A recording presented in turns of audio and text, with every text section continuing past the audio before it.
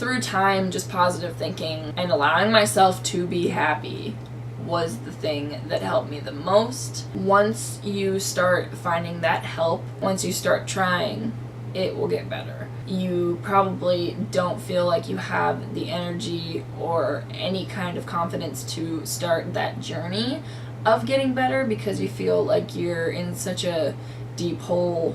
You're scared of how much work it's going to take to pull yourself out of it. Don't be. You know, once you start trying, you're gonna get there. It gets easier. Hey guys, and welcome back to another mental health video. My name is Kaylee. If you didn't already check out my mental health awareness video, I'll leave the link in the description below. I've always wanted to say that. Awesome, dope. Thanks for clicking on the video. Please feel free to share.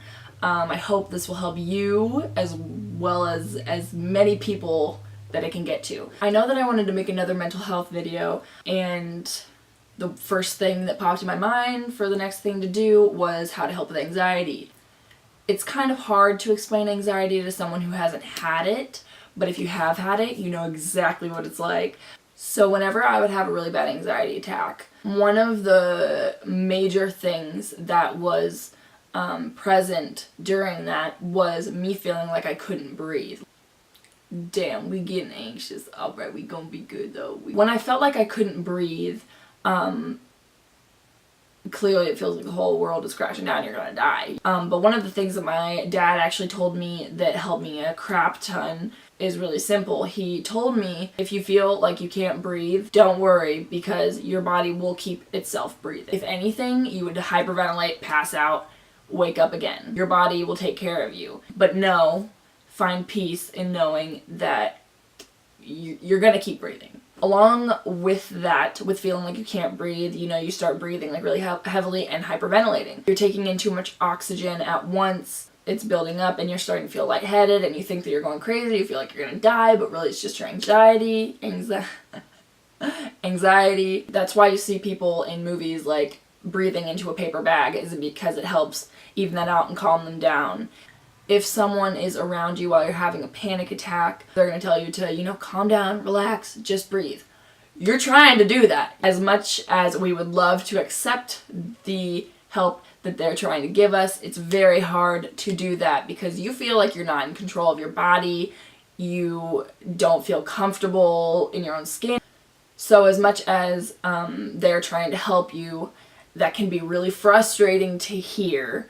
One of the things that had me most frustrated about having an anxiety attack was that I never knew how long they were going to last.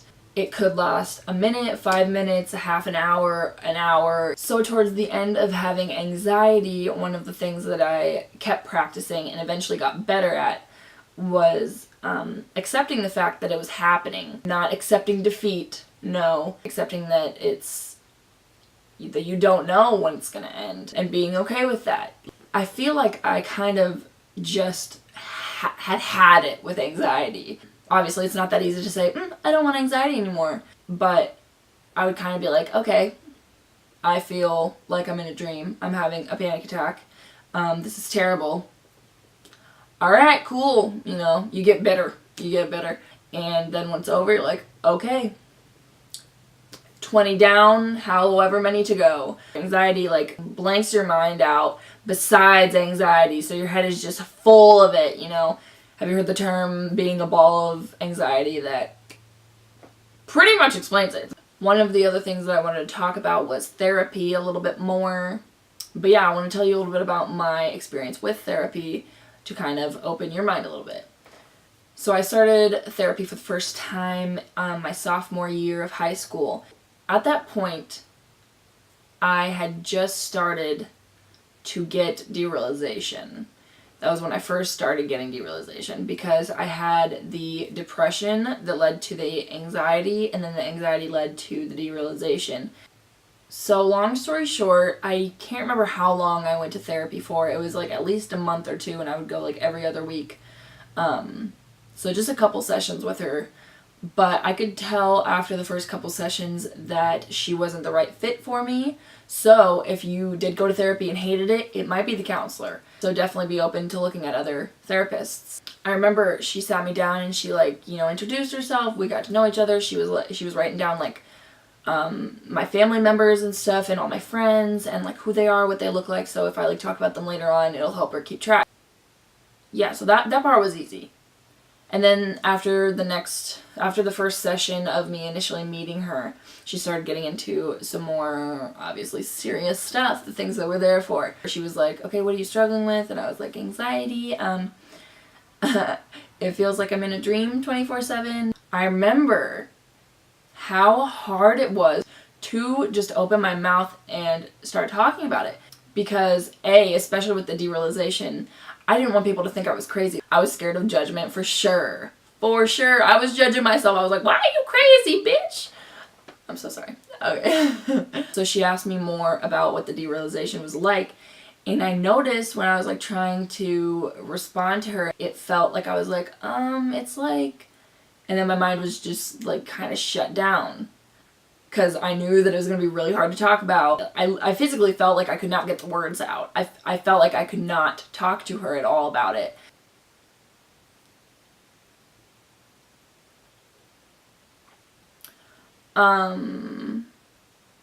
So yeah, triggering. A little bit triggering.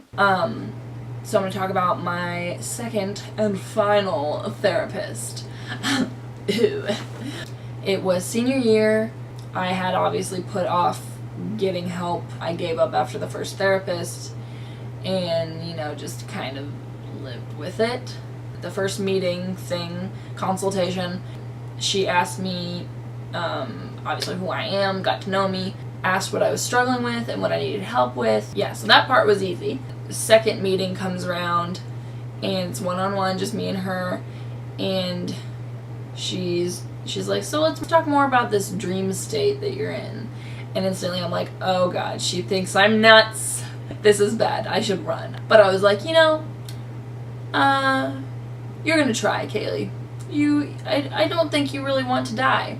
The reason that I got back into therapy was because during that break between therapists, I was very suicidal and did not want to live anymore. And so I finally got to a point so low that I scared myself back to reality for 2 seconds to say, hey, haha, I'm not okay. Help. Long story short, this therapist was right for me.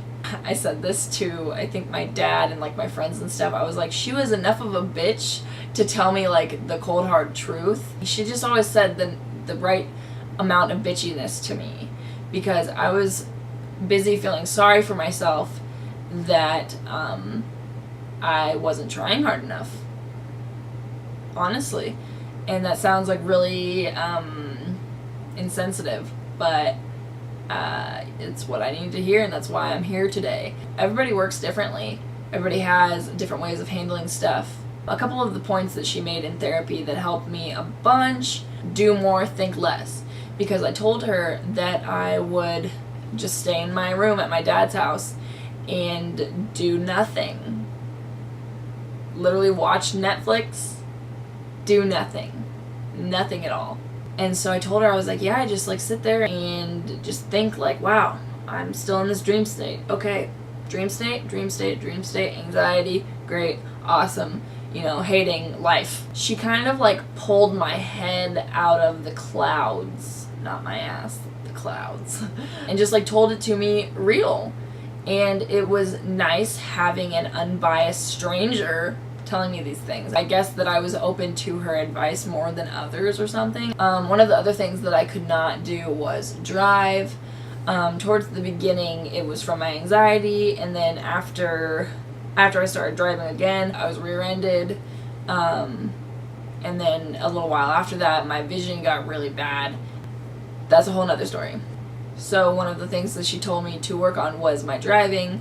Try to just like, start off little. Drive around my block once or twice. My best friend lived right in the next neighborhood. Every time I would drive, no matter how small, like, I would still get really anxious and not want to do it again. And I'm like, oh god, no, I still had anxiety. The thing is, what I was doing, I was focusing on the negative rather than the positive. When I was done driving, I was like, oh my god, like I had anxiety, that was horrible.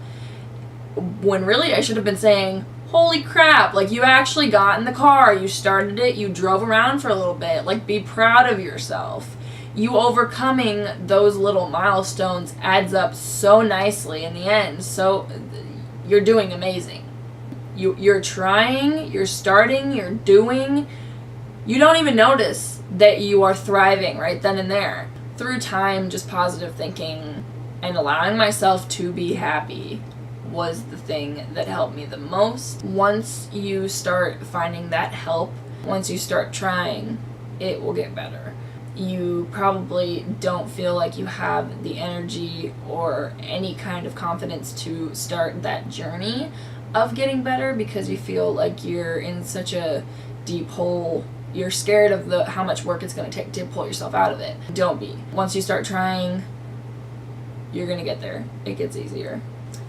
I hope that the information that I've given you, the advice, the experiences and stories, I hope that all of that stuff will help you or help someone around you, help anybody watching this video. If you have any questions, comment below on whatever social media this goes up on. And please feel free to share this. Feel free to like, comment, and subscribe. I always wanted to say that too. Anyway.